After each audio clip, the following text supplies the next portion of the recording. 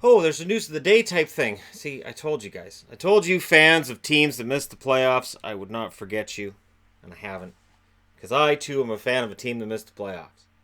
So let's do some talking about some stuff that doesn't involve just all the playoff matchups. Now that all those matchup videos are done, I get them all done.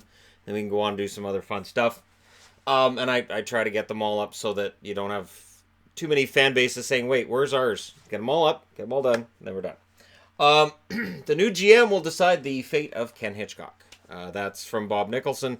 Bob Nicholson, of course, who likely isn't re-signing Toby Reeder, although it shouldn't be the owner's call. But anyways, so Ken Hitchcock's fate hasn't been decided yet, but Connor McDavid will not be playing at the Worlds, to which all Oiler fans go, well, yeah.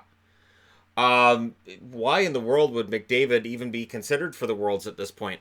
Now, McDavid's had an ugly leg injury, and, on Saturday, when there was 15 games on, I didn't watch very much of the Calgary-Edmonton game, and I missed that. But the fact remains that it looks like there's no break. And as scary as the injury looked at the time, McDavid's going to be okay. And with them not being in the playoffs, as much as it hurts to see him get hurt, there is at least, if that's a silver lining that you want to take, I guess that's there, that McDavid being hurt in the last game of the year, and he's going to be okay. So, ugly injury, he'll be fine. But yeah, he's not playing at the World Championships. It's weird that they had to specify that online, so I thought, yeah, I'll throw that into the video, but I don't think anybody expected him to be at the World Championships, broken leg or not. It's not broken either. Jeff Skinner, undecided on whether or not he's going to re-sign with the Sabres. This is where it gets tricky, right? So you got the UFAs, who during the year might be like, man, I really like it here. This is great. And the first half of the season with Buffalo, Skinner had to be feeling pretty darn good. He's scoring a bunch of goals. They're winning a lot of games. They're up near the top of the Atlantic. Then the second half of the season happens, and Skinner's scoring a lot less. They're winning a lot less, and now he's undecided. Of course he is. But at the same time, I do think with that 40-goal season, he's going to command a large sum of money. And I have a funny feeling that it could be one of those contracts that a team regrets later. When you see a guy have like a really kind of feeling like a career year and a contract year at the same time, those could be dangerous. 3 stars of the week. So the last week in the regular season, Vlad Tarasenko's first star, Pekka Rinne's second star, Alex Radulov third star. So it was a good week to be in the Central. All 3 stars from the Central Division. Good job. Vlad, Tarasenko's had a pretty solid season after a slow start. And we'll see how they take that into the playoffs. But there you go. So Nashville and Dallas are against each other, and they have the second and third star of the week. Radulov had a really good season. I think the funniest thing to me was Dallas's last game. You see Anton Hudobin go over and take a selfie with Radulov. And he's all like, hey, and Radulov's like, wait, what? What are you doing? Like, you could just see this look at his face like, what are you doing? And Hudobin's just laughing it off. And that's kind of Hudobin's reputation, that he kind of jokes around a lot. 3 stars of the week. Congratulations, last week of the year. Jay Bouwmeester signed a 1-year extension with the Blues for $3.25 million. Now, early in the year, Blues fans were ready to chase him out with torches and pitchforks. Does this mean that opinion changed with St. Louis fans, or is it just St. Louis management never shared that opinion that he was the reason for a lot of their defensive woes early in the year? I think it's fine. 1 year at $3.25 million. Very little cap space really being used for a defenseman that can still play top 4.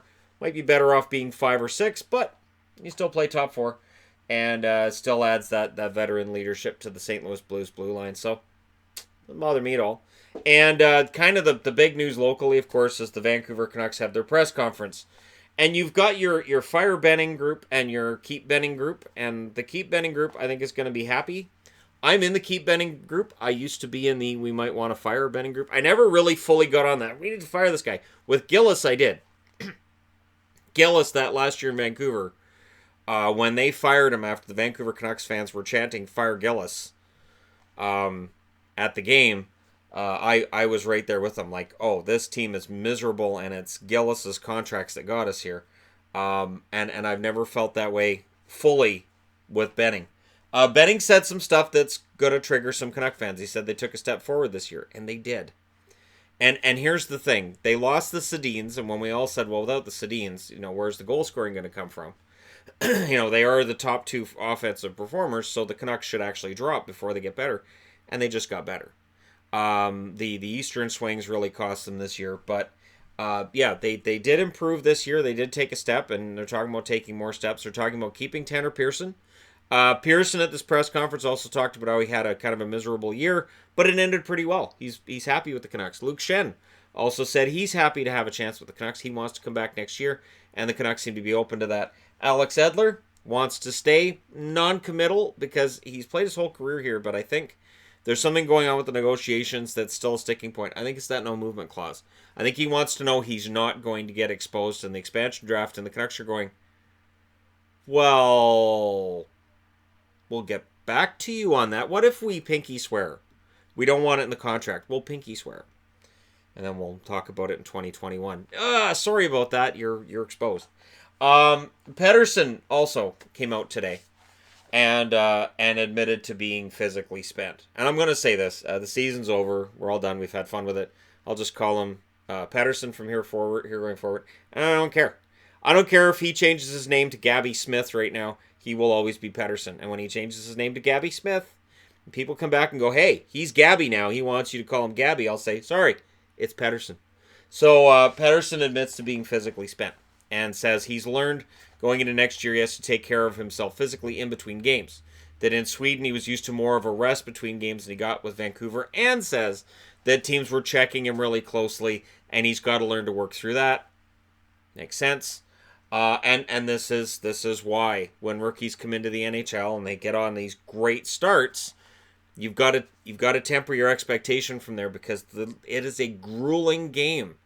And when you are slight, and Patterson is not a really physically large competitor, like he's not really muscular, big, strong. He's strong on his skates, but he's a guy who will get worn down. And I would be very surprised if he doesn't add another 5 pounds in the offseason. If he doesn't hit the gym immediately and start, looking to bulk up just a little bit and working with their trainers and whatnot, trying to get himself ready for next year. I think he's learned a lot, and being drilled into the boards regularly and being checked by two players at the same time regularly will do that. And you would see that where every time he had the puck, there would be one guy right in on him and one guy right near there, because the idea was if we keep him from passing, if we keep him from getting his speed going through the neutral zone, we can neutralize him. And that's what was happening. So, there you go. They want to add a top 6 forward, likely through free agency. I think Benning wants to go after Panarin. I don't think he'll get him, but I think there's a decision that they want to go after Panarin and have him either with Horvat or with Patterson. And Bo Horvat today said he was happy with his season, but he knows he can still improve. So Horvat is trying to make those incremental improvements every year, and there's a large portion of the Canucks fan base, including myself, who think he's going to be the next captain, or at the very least should be. And we'll see what happens with that. But, overall, a season that the Canucks missed the playoffs, which was expected, but how they got there, unexpected. So I'm mildly optimistic for next year.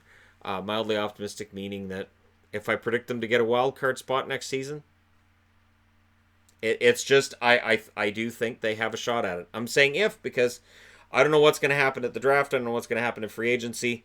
I may still see them as being squeezed out, but at least they're trending in the right direction.